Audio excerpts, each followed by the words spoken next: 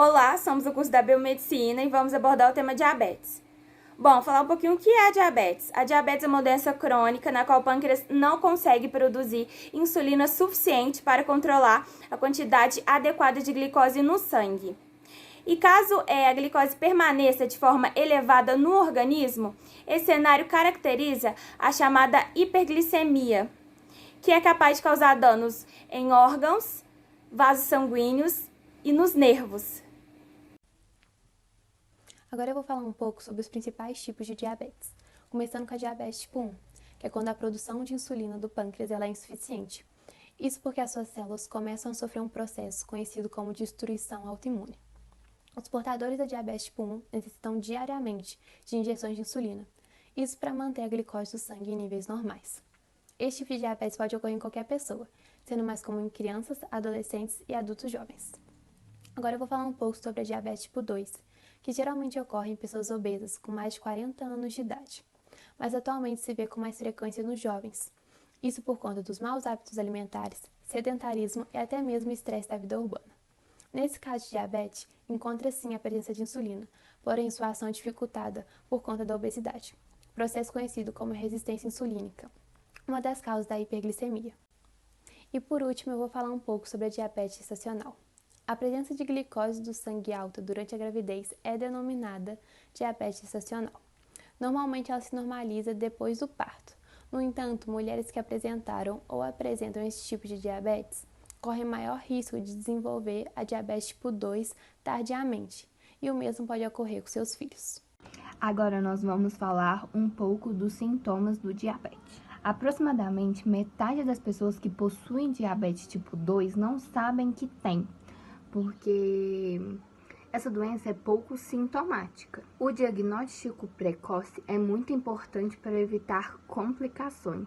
Agora nós vamos falar dos sintomas mais comuns. Urinar excessivamente, acordar de madrugada, acordar várias vezes à noite para urinar, sede excessiva, aumento de apetite, perda de peso, cansaço, visão embaçada, infecções frequentes, sendo mais comuns na pele. No diabetes tipo 2, estes sintomas, quando presentes, se instalam de maneira gradativa e muitas vezes podem não ser percebidos pela pessoa. Ao contrário do diabetes tipo 1. Os sintomas se instalam rapidamente e especialmente urinar de maneira excessiva, sede e emagrecimento. Quando o diagnóstico não é feito nos primeiros sintomas, dos portadores do diabetes tipo 1 podem até entrar em coma, ou seja, perderem a consciência. Quaisquer que sejam os sintomas, o médico deve ser procurado imediatamente para a realização de exames e esclarecimento do diagnóstico. Eu vou falar sobre algumas das principais consequências do diabetes. A primeira é o pé diabético, ele é uma das complicações mais frequentes e ele é caracterizado pelo aparecimento de feridas na pele e pela falta de sensibilidade no pé, devido às lesões causadas nos vasos sanguíneos e no nervo.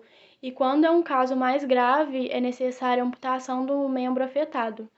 A segunda são as lesões nos rins, e ela é uma alteração dos vasos sanguíneos dos rins que causa dificuldade da filtração do sangue, o que pode levar o paciente a desenvolver insuficiência renal. E quando isso acontece, ele é submetido a sessões de hemodiálise. E tem a neuropatia diabética, que é a degeneração progressiva dos nervos e provoca diminuição de sensibilidade em algumas partes do corpo, como os pés, e é aí que se origina o pé diabético. E também ela causa sensação de queimação, formigamento e frio nos membros afetados. A quinta são os problemas de coração, porque quando a diabetes não é controlada, ela pode favorecer no desenvolvimento de diversos processos inflamatórios que leva ao comprometimento do coração. E isso pode fazer com que haja mais risco de infarto, AVC, aumento da pressão arterial e também a doença vascular periférica. E o sexto, por último, são os maiores riscos de infecção, porque como há muita glicose no sangue, o paciente pode desenvolver várias inflamações devido a isso. Para fazer o tratamento do diabetes de qualquer tipo, é necessário usar medicamentos antidiabéticos, seguir uma dieta e também realizar exercícios físicos. No diabetes tipo 1, é preferível fazer o uso da insulina, já que o pâncreas não consegue produzir. Já no diabetes tipo 2, é possível fazer o uso de diferentes antidiabéticos que podem ser combinados e atuar de várias formas no organismo. Diabetes, como já foi dito, é uma doença crônica causada pela produção insuficiente de insulina ou pela resistência à ação. Algumas pessoas, mesmo com prática constante de exercícios físicos e hábitos saudáveis, podem desenvolver essa patologia. A causa disso? Genética. Por meio do mapeamento genético, é possível descobrir a propensão de desenvolvimento de doenças genéticas, entre elas a diabetes. Esse exame só foi possível depois do projeto Genoma Humano, que foi responsável pelo estabelecimento exato do local de cada porção do nosso DNA, o que tornou mais fácil o estudo da relação entre algum gene e determinada patologia. Os pesquisadores identificaram vários tipos de genes que podem tornar uma pessoa mais propensa a desenvolver diabetes. Porém, não encontraram um único gene que faz com que todas as pessoas que o tenham desenvolvam a doença. Ao invés disso, parece haver diversos genes, conhecidos como suscetíveis ao diabetes, que, combinados entre si, aumentarão ou diminuirão o risco genético de desenvolvimento da doença. Por isso, se torna fundamental a manutenção de hábitos saudáveis por toda a vida, bem como a boa alimentação e a prática constante de exercícios físicos. Oi, gente! Então, hoje estou aqui com a minha prima Soraya e ela vai contar um pouquinho sobre a diabetes dela. Olá, boa noite. Meu nome é Soraya, eu sou diabética há 25 anos, insulino dependente, né? Para quem não sabe, é diabetes tipo 1, que precisa da ingestão de insulina, porque o pâncreas ele tem uma produção reduzida ou nenhuma. No meu caso, eu não tenho produção de insulina praticamente nenhuma, então eu preciso de utilizar a insulina para fazer essa substituição. Ok? Então, como você descobriu a sua diabetes? Olha, eu tinha 17 anos e na época eu comecei a ter todos os sintomas do diabetes. Quais são os sintomas? Eu comecei a emagrecer muito, eu comia muito doce, muito doce, e ingeria muita água. E minha mãe brincava que, tipo assim, que eu não podia ver a porta do banheiro. Se eu visse a porta do banheiro, eu entrava. Porque é muita vontade de fazer xixi mesmo. E, assim, nessa época, eu já não morava mais em Capela Nova. Eu estudava em Barbacena. Fazia 2º grau em Barbacena. E no último horário da escola, eu já começava a me sentir fraca. Eu tinha uma sensação de fraqueza. Eu começava a ficar trêmula no último horário. Na hora de escrever, eu já estava tremendo e tudo.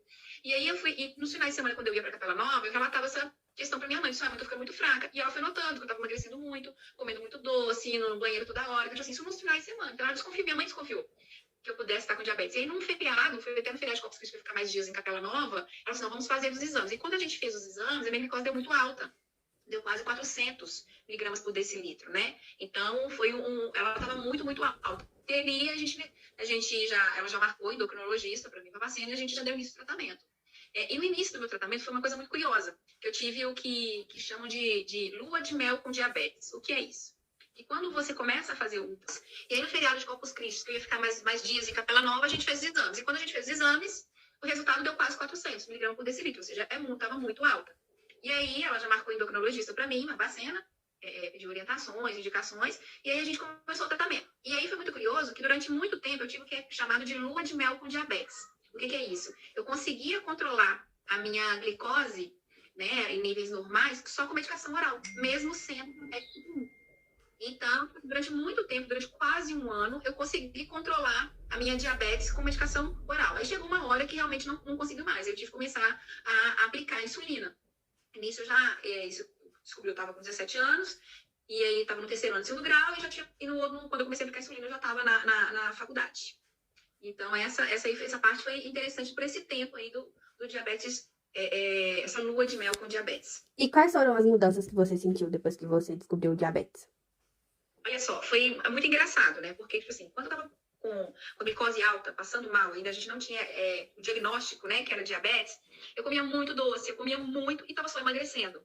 A partir do momento que a gente cortou tudo aquilo que me fazia mal, porque, tipo assim, foi uma mudança muito drástica, né? Então, pra um adolescente, que, tipo assim, a princípio, tipo assim, eu já morava em Barbacena, então, onde eu morava, tinha biscoito achocolatado, tinha biscoito wafer, era leite ninho, tinha tudo carregado com muito açúcar.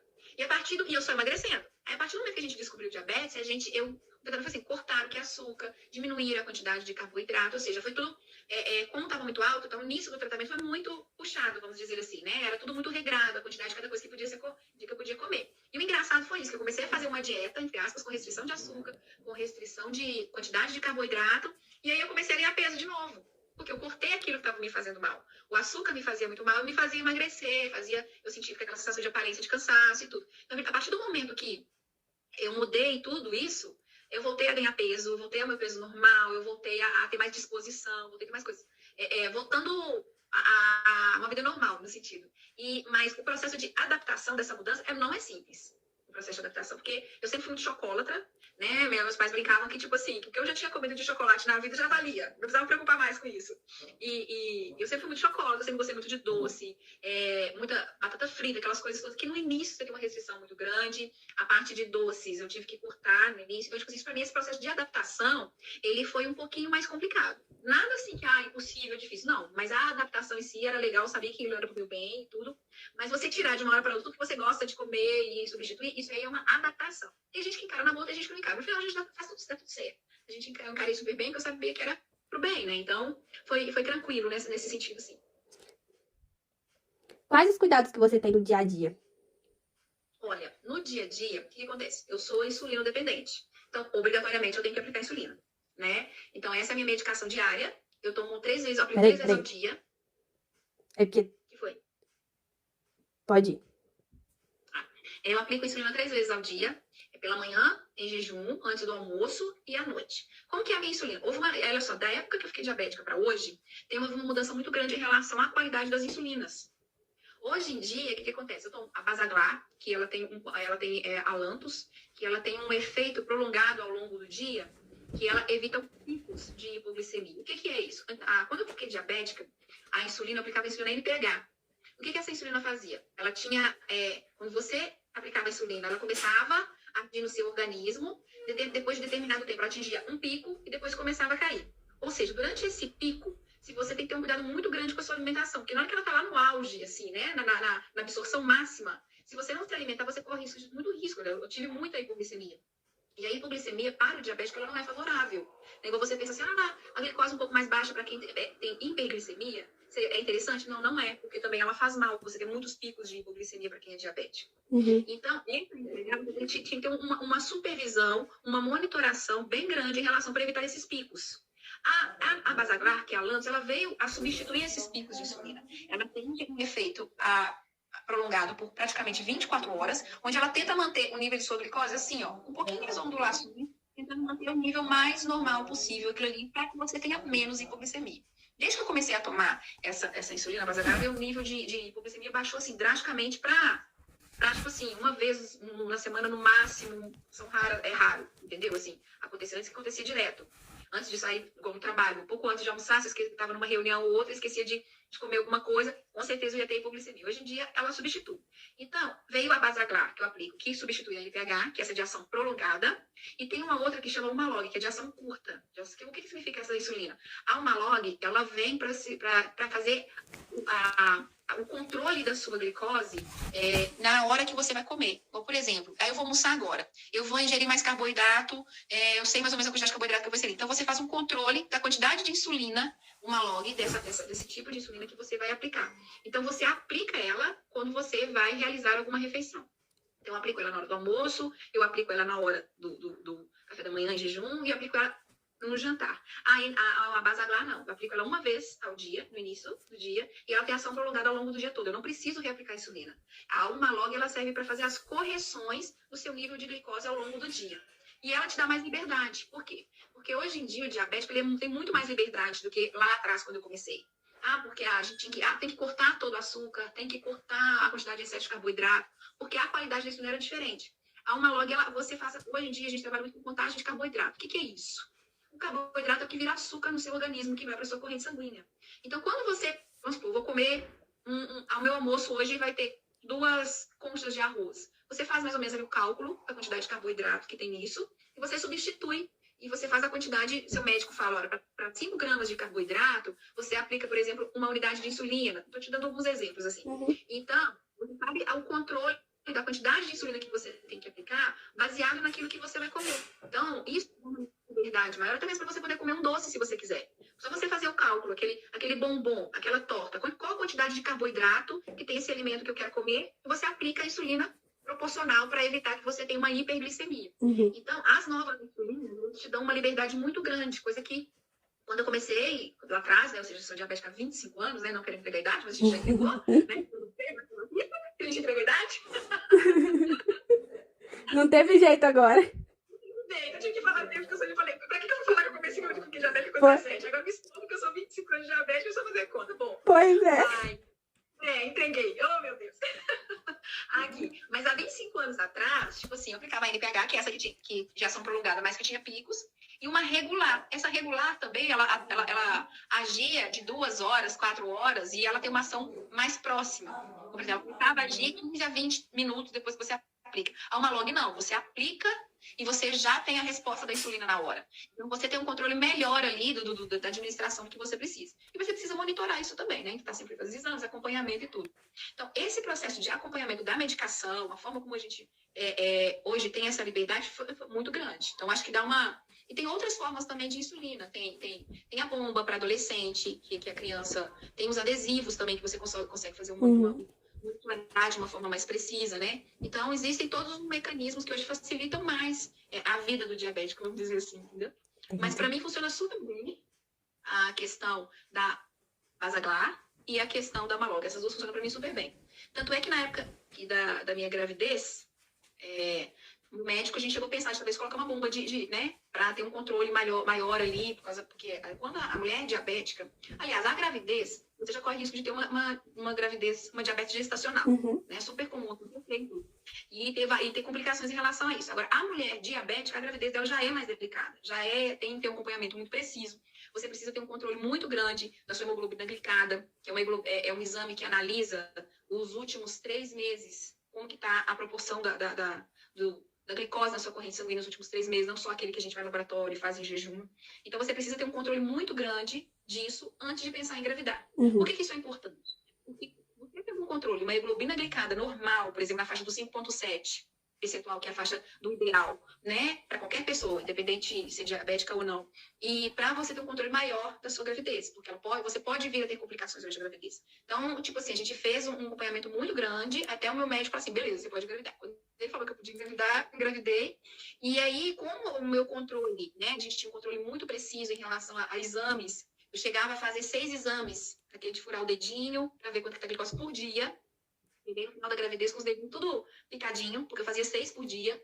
E aí eu não precisei de mudar o meu controle. Eu continuei com a insulina normal. E nessa época eu tomava a NPH, e não era nem a Basaglar. E a gente conseguiu manter um controle muito grande da qualidade ali da minha insulina, da quantidade que estava acontecendo durante a gravidez inteira ali. A gente conseguiu manter em níveis muito bons. Então, o controle, você se conhecer, para quem é diabético, se conhecer a resposta do seu corpo, saber aquilo que, tipo assim, qualquer coisa que você sentir que seu corpo está mudando em relação a alguma coisa da glicose, isso faz uma diferença danada no tratamento, gente. É muito, Marialice, meu médico brincava que eu já ajustava, eu sei ajustar a minha insulina de acordo com a resposta do meu corpo a determinado momento. Então, isso é muito importante para você ter um bom controle.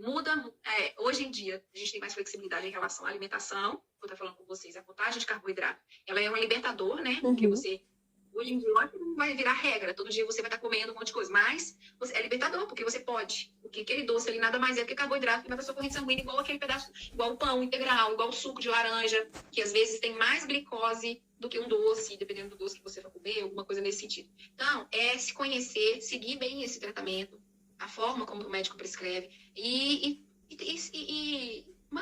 tentar manter ao máximo ali a forma que você conseguir nesse sentido aí, para que você tenha respostas positivas desse tratamento. Então, as mudanças são mais no sentido de você se conhecer, saber o que pode e o que não pode para a doença, você ver as suas limitações, quais são as restrições e vida que segue, vida normal. Peraí, rapidinho que eu vou ver se tá gravando. Tá faltando... Você falou que você fez todo o processo antes para você poder engravidar. E durante a sua gestação, como que foi? Olha, durante a minha gestação, você não acredita. Meu médico brincava que se você pegasse todos os meus exames e colocasse do lado de uma pessoa que não era diabética, você falava que eu não era diabética.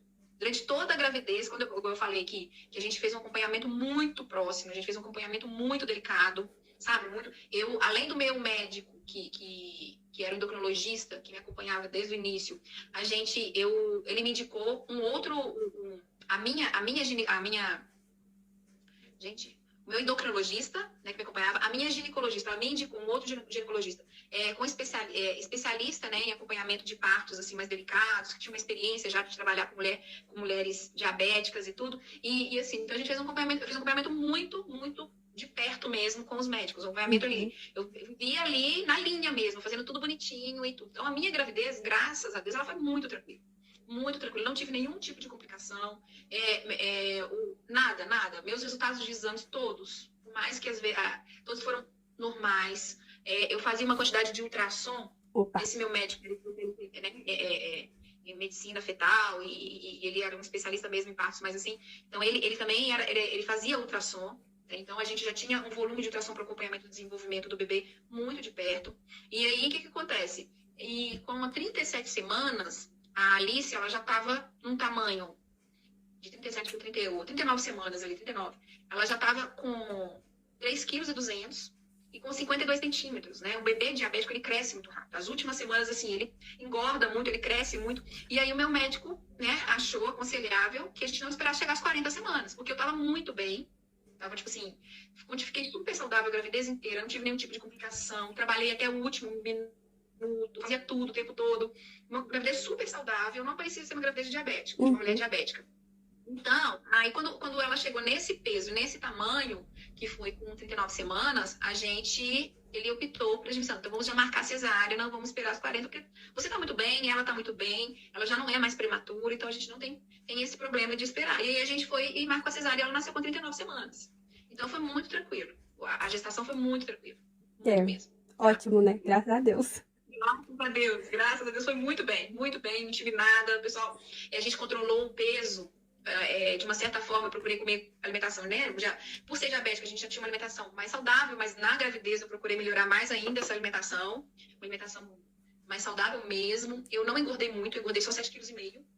Então, foi assim, graças a Deus foi tudo muito pinceladinho ali, mas como diz o médico, eu fiz o para casa. Né? A gente fez o para casa desde o início, a gente sabia qual era a meta que a gente queria, como a gente queria chegar lá, então a gente fez tudo certinho, como manda o figurino. Então ele brincava, esse médico, o ginecologista que era especialista, que ele brincava tipo assim, que 99,9% do sucesso dependia, né? Foi no meu caso, ele ficou ali só acompanhando. Mas eu acho, para quem é diabético, você tem que ser.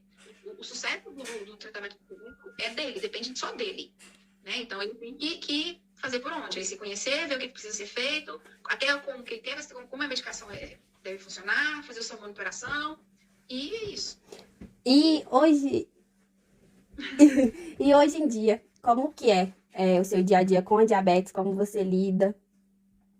Olha só, como eu estava comentando, né? Hoje em dia, com as insulinas que eu uso hoje, elas te dão uma liberdade muito maior, né? Então, tipo assim, todo aquele cuidado de aquelas restrições que a gente tinha no início, a gente não tem tanto mais nesse sentido de você ter a contagem de carboidrato, que faz a diferença.